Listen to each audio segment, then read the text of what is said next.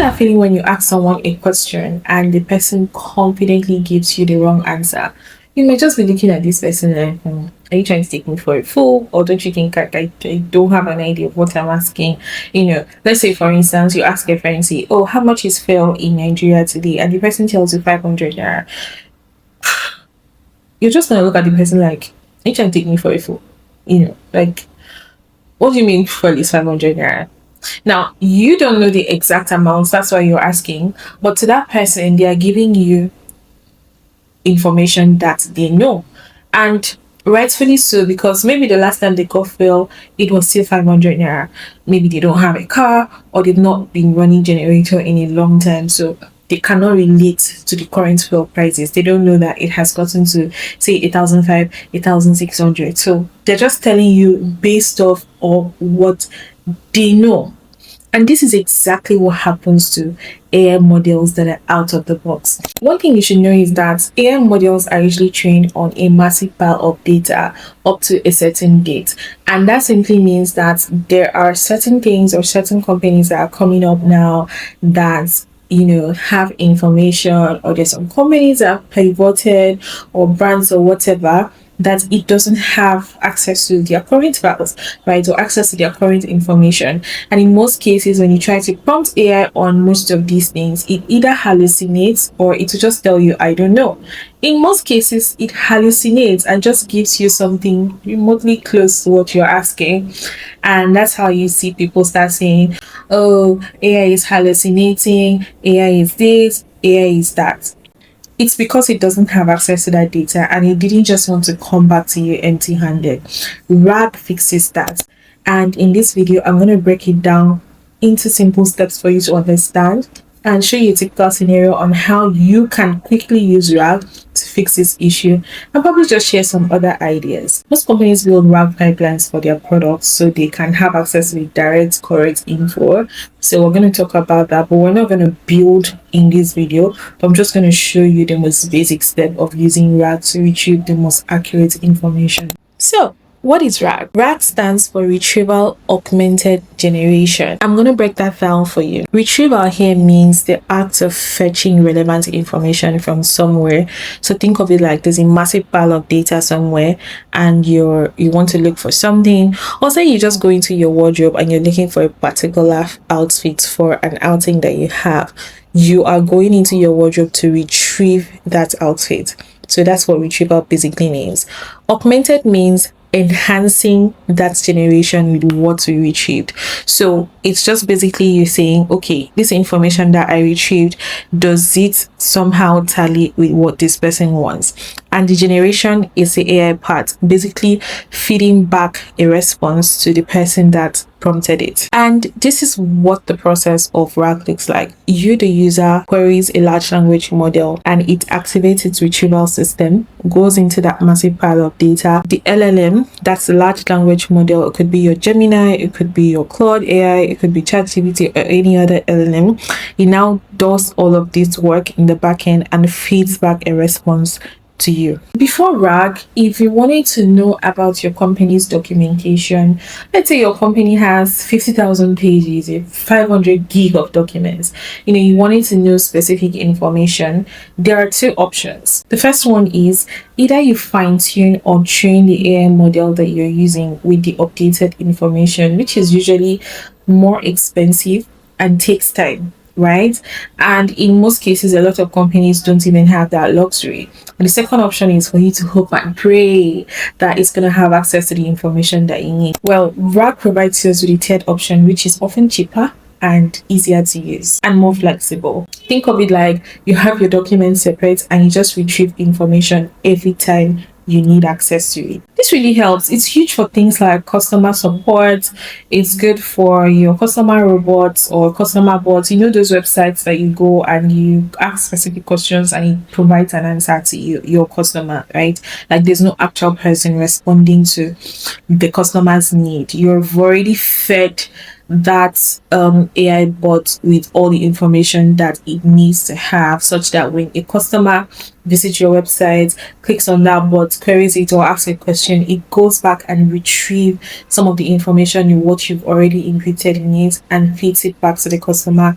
So it really helps with customer bot support. Another one is for internal use by employees. Say your employees want to retrieve certain documents, certain information, or make certain queries. It's easy for them to use that to retrieve the information that they need. The third one is research assistant. You can use that to create a research assistant that pulls information from a live database. Again, I'm just using company, employee, and all that as a case scenario. You can use RAG for basically anything as long as your company is online, as long as you're trying to build something, right? So say for your research assistance, it retrieves the up-to-date information for you to aid your research process. And finally, if you just need updated and accurate information, then you need to use RAG, because then again, that the information that you're retrieving is the accurate one. There's no hallucination here, right? So now here is how RAG actually works. There are a few key components in a RAG pipeline that you need to pay attention to. The first one is the knowledge base. This is where your documents live. That's your PDFs, your markdown files, your internal wikis, whatever. They need to be indexed so the system can search them efficiently. So you need to create your knowledge base. The second one is embeddings. These documents that you've uploaded gets converted into embeddings. That's the numerical representations of meaning. Remember, computers interpret numbers. They work with numbers, right? And instead of you searching by keywords, right? When you search by keywords as a user, the system will search by semantic similarity. So for instance, you can ask a question like, how do I cancel my subscription, or give me steps to end my membership.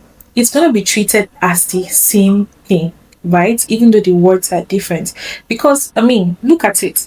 For you to end your membership, you were obviously on a subscription. So it's going to pull data on how you can end your subscription and then end your membership. I hope that makes sense. Now, the third one is the retrieval step. When you ask a question, your query also gets converted into an embedding. So the system now goes in to look for the document that looks somewhat similar to what you've asked, or exactly the same thing, and brings it back to you. And then the augmented prompt is the fourth stage. So those retrieved chunks of information gets bundled into a prompt and gets sent back to the LLM. So it's going to give you a response that says something like, here's some context, or based on these documents that you uploaded, or based on this knowledge base that you uploaded, then it answers your query. And then the final one is the response. Now, this is when the large language model has a response to your question, and then it gives the relevant context. So it just generates responses grounded in your actual data that you have uploaded, and not just its general training weights. So we are going to go into Google AI Studio. I'm going to show you how to use RAG in the most simplest and efficient way. So let's go there. Okay, so once you're in build mode, you may want to test out a theory or two. Now, I already have a document that I have pre-created for one of my products, Next-Gen Growth Lab, and some of the information here is correct. Some of them I generated it with AI, and it's just for the sake of this class. So we're going to first of all ask Gemini something about Next-Gen Growth Lab, and then we're going to update the information that we have using system instructions and see what difference it makes. So the first prompt I'll have here is, what is the vision and mission of Next-Gen Growth Lab? All right, so our first prompt, what is the vision and mission of Next-Gen Growth Lab? It says, I apologize, but I currently am unable to search the web to find this, right? However, I can help you in a couple of ways. If you already have them, upload them, or if you're creating them, right? If NextGen is a new company you're starting, I would be happy to help you brainstorm. So there are two ways. It's telling you if you already have an existing document, sure, you can share, or if you'd like me to help you create one, I can create one. Now, this helps you make a decision. If you already have something, you can share. If you don't, then this is where conceptualization comes in, because it's going to help you conceptualize what NextGen Growth Lab would look like. Now, remember I had created something before now, so we're going to go ahead and copy this, go back to Gemini AI Studio, click on the settings at the top right, and where you have system instructions, you paste everything that you have to paste about your company and about every other thing you want to do. And then we're going to save changes and we are going to come back here. Now we're just going to copy this exact prompt and share it again and see what difference that makes for us. Alright, so it says, based on the NextGen Growth Lab knowledge base, here are the vision and mission statements, and it extracts every single thing that I have written, right?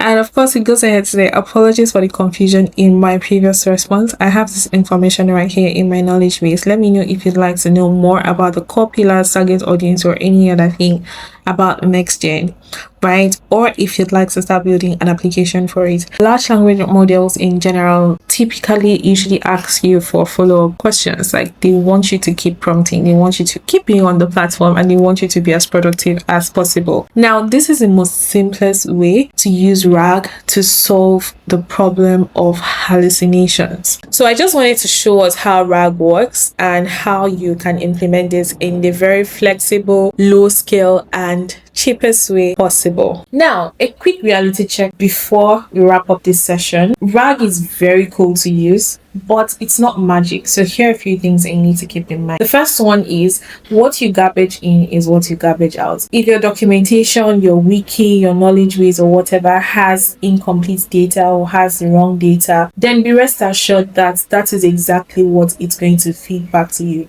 So ensure that whatever you're uploading to your large language model is complete and up to date, and you're definitely going to get the exact information that you're looking for. The second thing you need to note is that chunking matters a lot. Do not upload very large documents, and do not upload very small documents with limited information. Just ensure that you section it properly or split it properly in a way that it contains the different chunks of information you're looking for per file, and that also helps retrieve the exact information or the accurate information or all the information that you're looking for. And then the last thing I want to share with you is that fine-tuning is very important. Because it generated a response for you, you need to somehow fine-tune it to exactly what you're looking for before you can use it. So to recap, RAG gives large language models access to documents, up-to-date information, external documents, internal documents, all of those things. It gives it access so you are able to retrieve the most accurate information possible. I hope you did learn a thing or two in this video, but in my upcoming videos, I'm going to create a dedicated videos as we progress on how to create a RAG pipeline for your company or your brand or whatever you want to create a RAG pipeline for. So let me know in the comments if you learned anything or two, or if you understand this differently now, and I'll see you in my next one. Don't forget to subscribe. See ya. Bye.